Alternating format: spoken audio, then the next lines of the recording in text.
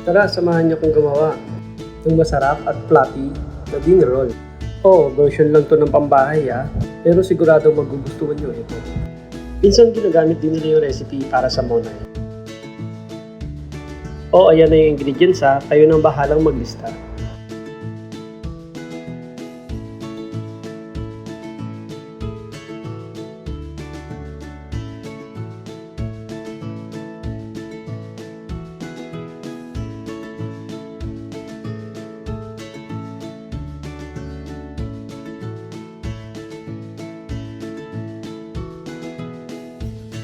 Dito sinimulan ko na yung pag-mix. Siyempre, inuna ko munang paghaluin ang milk, sugar, and yeast. Pagkatapos, pinagsama-sama ko lang yung flour, salt, egg, water. Doon mismo sa milk mixture. Pagkatapos, dire-diretso lang sa pagmamasa. Hanggang sa magsama-sama na sa unang pagkakataon. Then, isunod nyo na yung butter. Pero dapat tuloy-tuloy pa rin yung pagmamasa. Tapos dito, kung makikita nyo, transfer ko na siya dun sa working table. Then, dire-diretso pa rin yung pagmamasa mo. Hanggang sa makuha natin yung tamang texture. Siguro for about 10 minutes. Dapat ma-achieve nyo yung elastic texture. Kasi kung hindi, mas matagal ang alasan ng tinapay natin. Pagkatapos i-form nyo lang ng pabilog. Then ilagay nyo lang sa bowl na may oil. Tapos takpan nyo rin ng cling wrap or tela. Ako ang pinantakip ko dyan yung foil.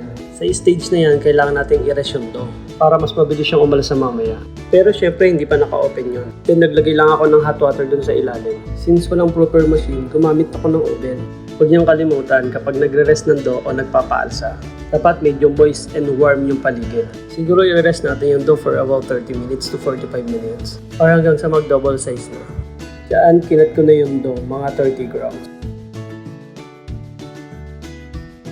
Pagkatapos nagsimula na akong magfigura. Doon sa mga hindi nakakaalam kung ano yung figura, yun yung terms ng mga baker, kung saan binibilog isa-isa yung bawat dough. Para mamaya kapag naluto, mas makinis na siya.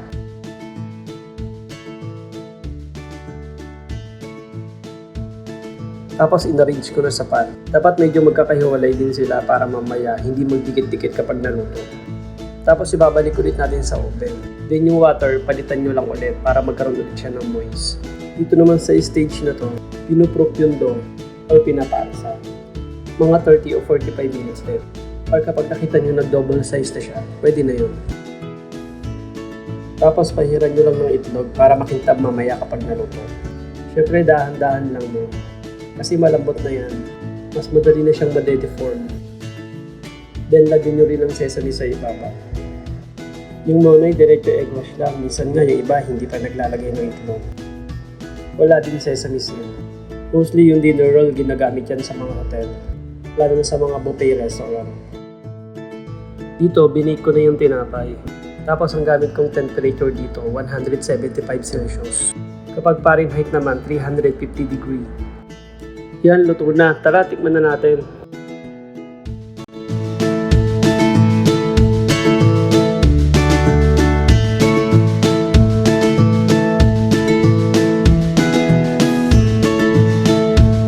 Kung nagustuhan niyo yung episode natin ngayong araw na ito, i-follow niyo naman ako sa Facebook, Beans Fernando Dai.